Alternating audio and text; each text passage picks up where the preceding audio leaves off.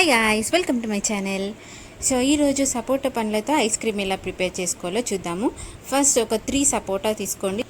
So ఒకవేళ మీ ఫ్యామిలీలో ఎక్కువ మెంబర్స్ ఉంటే కొన్ని ఎక్కువ యాడ్ చేసేసుకోండి. ఇప్పుడు నేను మిక్సీ పడుతున్నాను.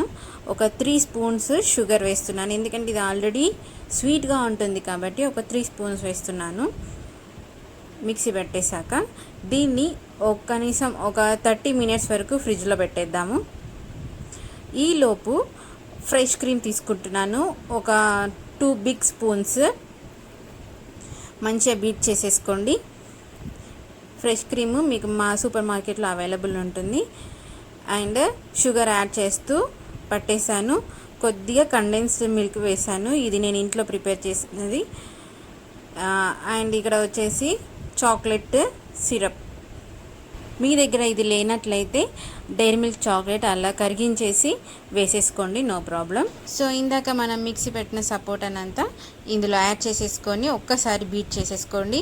మీరు అడిషనల్గా సపోటా పీసెస్ యాడ్ చేయని అవసరం లేదు, ఎందుకంటే ఆల్రెడీ సపోటా మనకు కొంచెం బరగ్గా ఉంటుంది కాబట్టి మీరు తినేటప్పుడు ఆ ఫీలింగ్ మీకు ఉంటుంది, సపోటా ఐస్ క్రీమ్ తింటున్నట్లు ఫీలింగ్ ఉంటుంది అన్నమాట. సో ఒక బౌల్లో పెట్టేసి లిడ్ టైట్గా పెట్టేసేయాలి. దీన్ని డీప్ ఫ్రిడ్జ్లో ఓవర్ నైట్ పెట్టేసేయండి.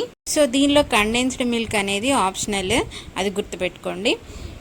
అండ్ మార్నింగ్ తీసేసాక ఇలా ఉంది చూడండి, మంచిగా ప్రిపేర్ అయ్యి ఉంటుంది. కనీసం ఒక 6 to 8 అవర్స్ అన్న మీరు వెయిట్ చేయాల్సి ఉంటుంది ఐస్ క్రీమ్ ప్రిపేర్ అవ్వడానికి. చూసారు కదా ఎంత స్మూత్గా ఉందో, మీరు తినేటప్పుడు కూడా అంత యమ్మీ ఫీలింగ్ ఉంటుంది. సో ఇది ఫ్రెండ్స్, మీరు కూడా ట్రై చేసి ఎలా ఉందో నాకు కింద కామెంట్ బాక్స్లో కామెంట్ చేయండి. Thanks for watching, bye bye.